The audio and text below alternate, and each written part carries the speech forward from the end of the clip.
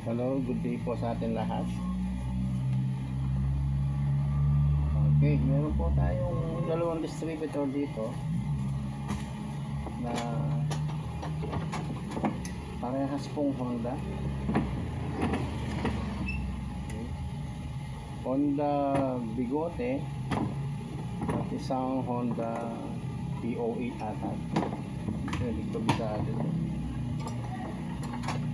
Importante, electronic nila, kabisado natin. Anyway, ito po ay padala ni na Mary Joy Nadonsa ng Zamboanga del Sur, Pagadian City. Okay, ngayon po ang gagawin natin, diagnose muna natin itong isa. Unahin natin muna ito.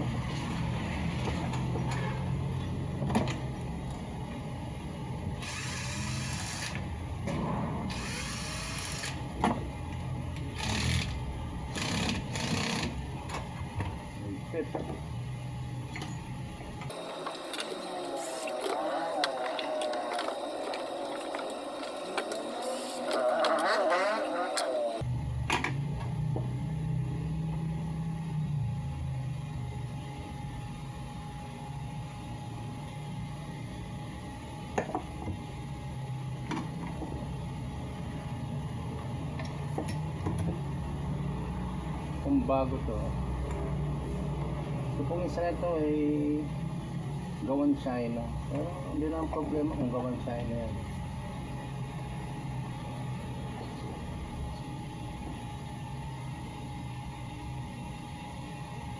Okay, diagnose natin. Hindi natin makuha sa tingin-tingin to. So sabi nung may-ari po ito, nagpadala sa atin, ay yung isa daw po ipinalitan ng coil. Okay,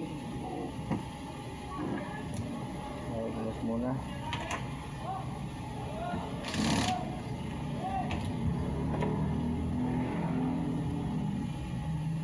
I-disconnect muna tayo ng isang connector para ma-diagnose natin.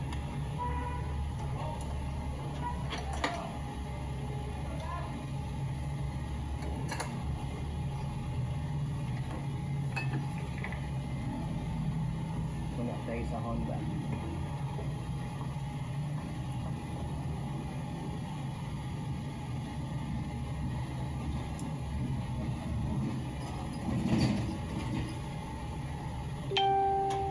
Pag pinihit po natin yan,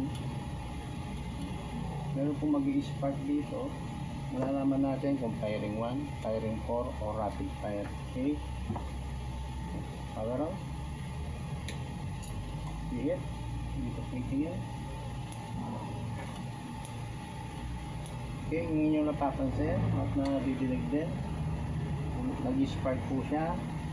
Ang tingin ko po rito ay ito po yung single fire kasi isang ikot, isang putok lang siya. 1, 1, 1. Naayos po ang firing 1 niya.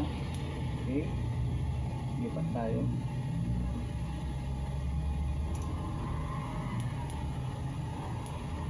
Okay. Ngayon po, pipihit na naman natin siya na ito lang kung napapansin po ninyo. Ito po yung pointer, flat po. May flat po kasi siya dito. Kung saan po itatapat yung daliri ko, doon po mag-i-spark yan. Okay, try natin. Yun, meron siya. Okay, ito po yung 1, 1, 3,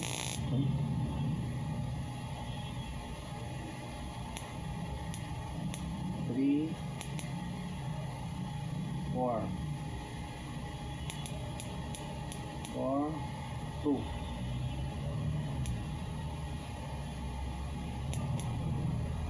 Matigmatog ka. Dito. Okay, balin bilangan po natin dyan. 1, 3, 4, 2. 1, 3, 4, 2. firing pore po niya ay maayos din. Okay, lipat tayo. So malamang lamang ngayon nasa rapid fire na tayo. Malakas mabilis kung mag-spark fluid. Yan. Okay. Firing 1, firing 4, rapid fire. Okay po sila. Connect natin. Magpo-connect naman tayo dito sa ignition coil.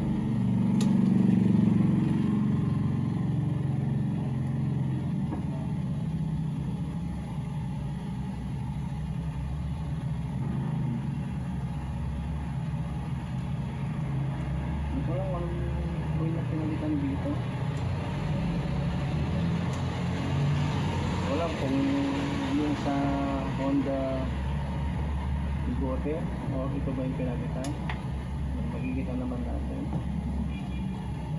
kasi kung nagpalit sila dapat magno-normal na to. Ganun po yung pag nagpalit tayo ng piyesa. Hirap i-connect ka.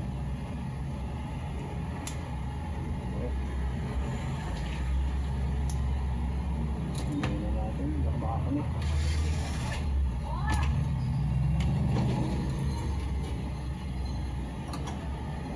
Video.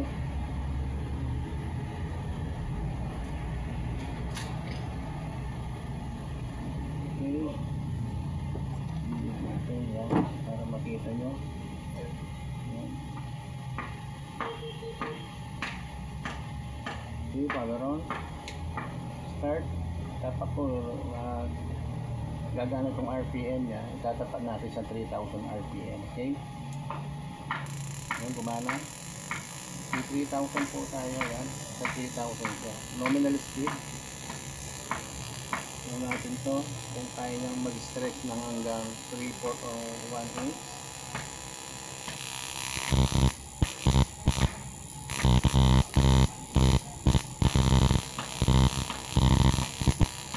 Okay. Sabihin niya wala rin pong problema yung coil. Nasa huling pyesa na tayo dito sa IC area o tinatawag kong baby computer. Okay, connect natin yan.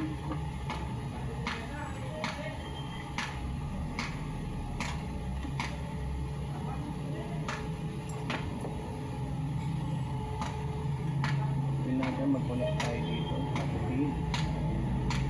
Negative. Dito po mag-spark yan ha. Yan.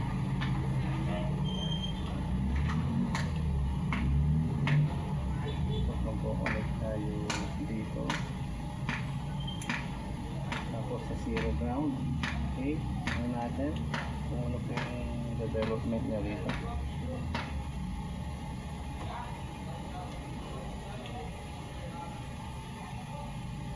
Diba? Manual natin. Dito po mag-spark yan.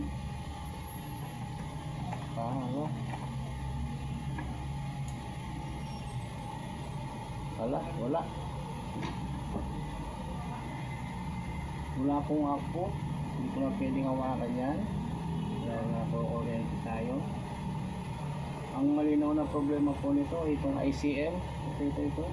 Dahil gumagana yung firing 1, firing 4, rapid fire, ignition coil. Dito po walang output. Okay, kuha tayo pyesa.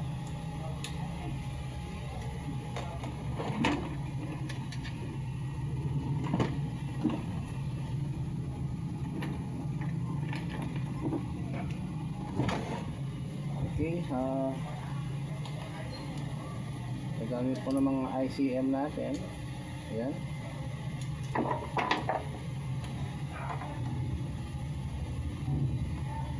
Kuha tayong isa. Dahil nakakonect po dito yan, tatanggalin po natin isa-isa yan. Ganyan po yung position yan. Kung nakikita yung mga connector na yan, yan din po ang pagiging guide natin. Okay, power on, paganahin natin. Wala po talaga siyang lumalabas. Hindi rin gumagana yung RPM. Kukonect po natin to. Kukonect tayo dito. Yan, kunin din natin yan. Ayan. Gamitin natin ito para sa body ground.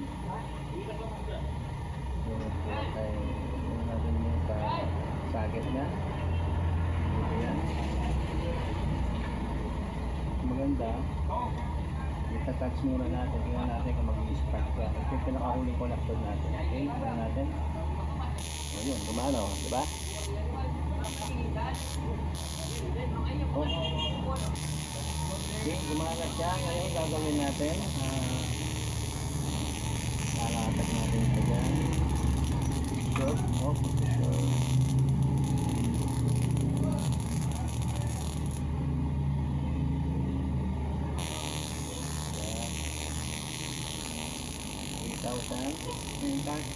Habang naka-rotate po yun, gumagana yung piyesa natin, kakalas naman natin ito.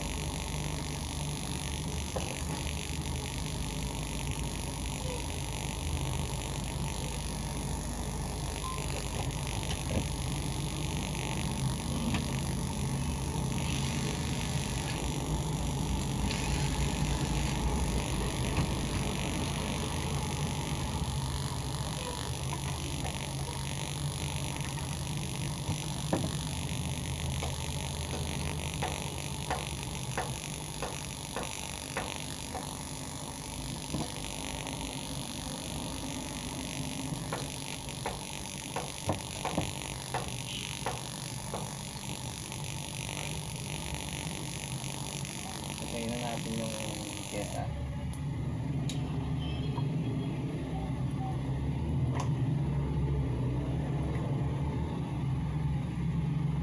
Ayan, lagay ko na po yung isang connector niya.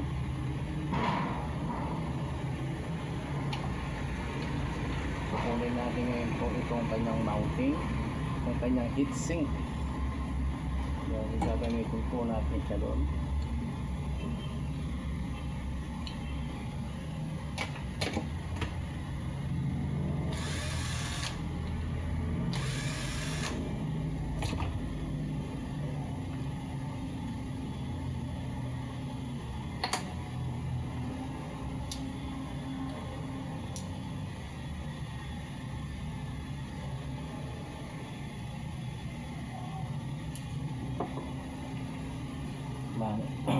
Gagrind ko lang ng konti. Okay.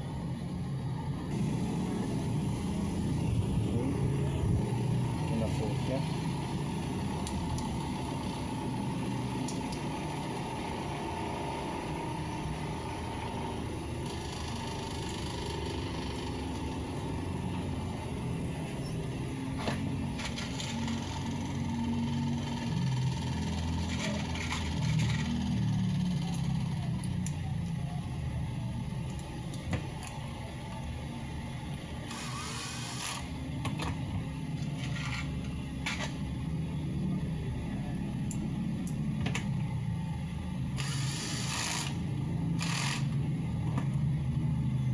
Sumobra yung bolt, mababasan ko lang.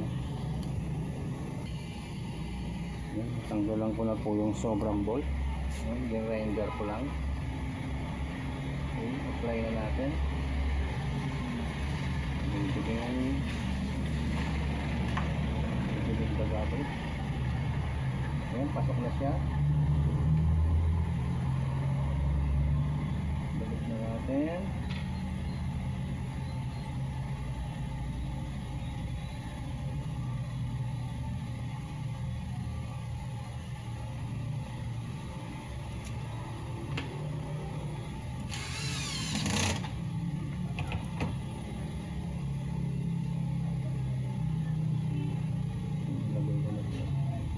Panakbit.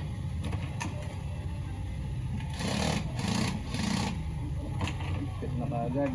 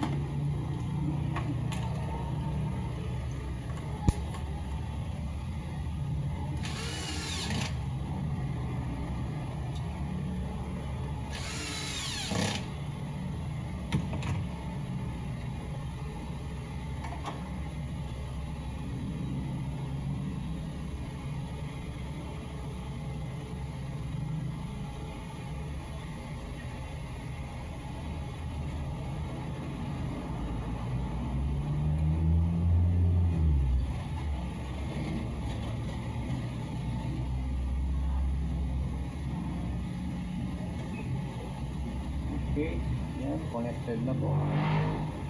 Ngayon, i-connect na po natin siya ng lahat. Tingnan natin kung mag-activate siya.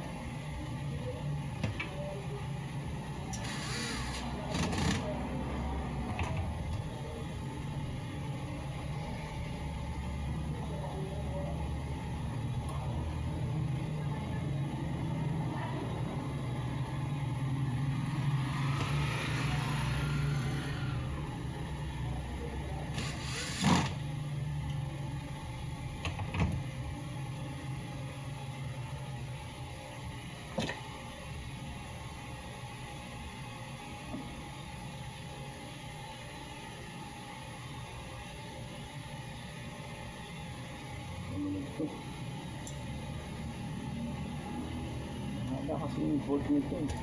Kaya natin na maigsi, mahaba na maigsi.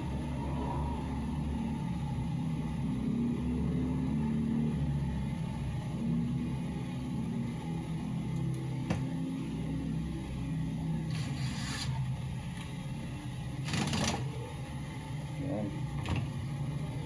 Okay, lahat po connected na yan. Connected na. Ngayon gagawin natin ay pagganahin po natin sila ng sabay-sabay natin mag-activate. Gagawin ko na yung mga sobrang pyesa. Ito po yung galing dito babalik ko rin po ito na LBC ko at least ma-receive din po nila ito. Okay, pagganahin muna natin. Gawin natin yung harness. Nagtatrabaho kasi ako yung maraming kalat o yung laging maluwag yung mesa, malinis. Okay, so connect po natin yung firing 1.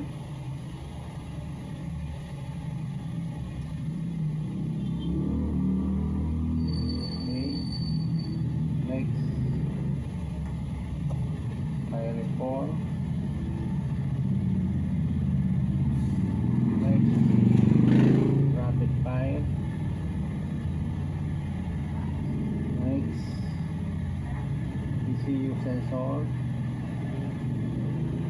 Next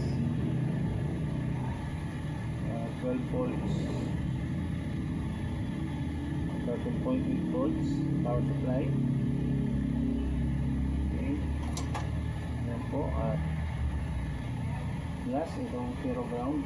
Okay,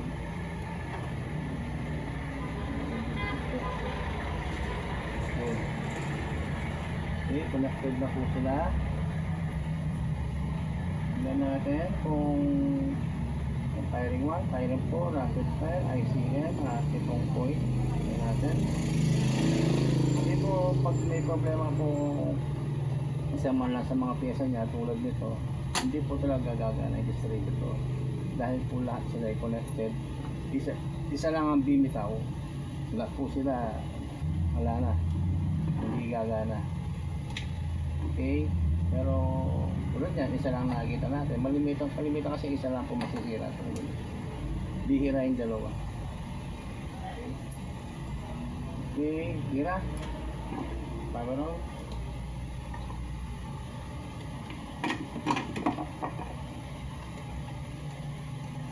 Wala. Wala pa din.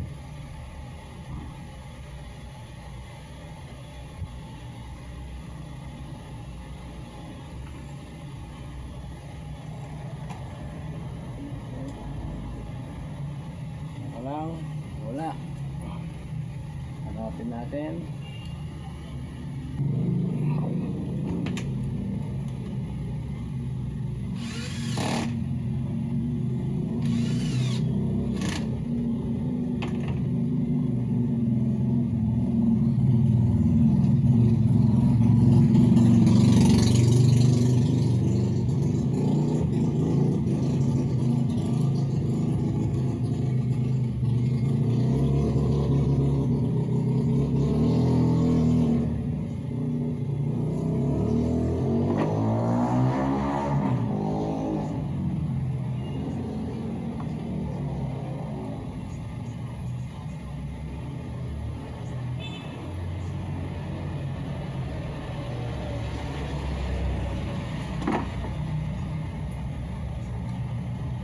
Piligpitan ko lang po yung mga ano, yung mga connector niya ay kung maluwag na rin.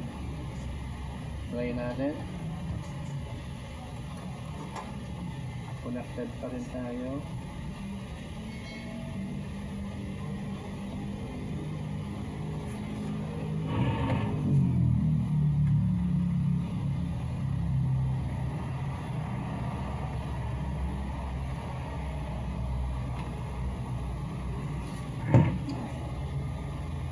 Bukan po natin.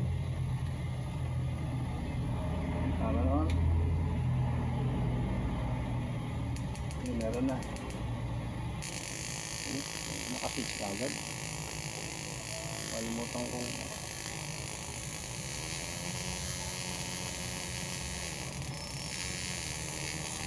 ayan po, gumagana na ang ating Honda BOE.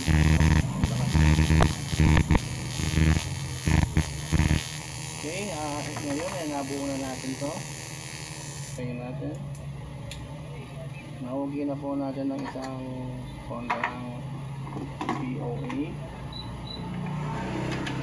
Ito natin kanya mga accessories.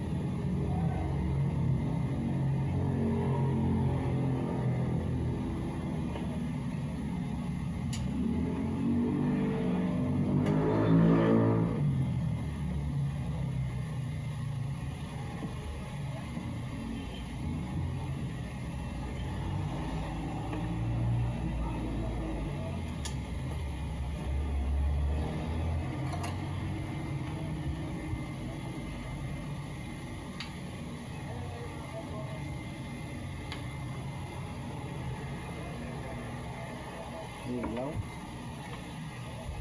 Tingnan natin kung meron siyang output. Pero nasa number 2. Ayan, meron. Lipat natin. Ay nasa number 3, 1, 4, 1, 3, ay 1, 4, 2, 3. Okay, kompleto po siya lahat ha. 1, 4, 2, 3,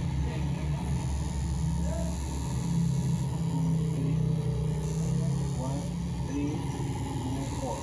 1, 3, 2, 4. Okay.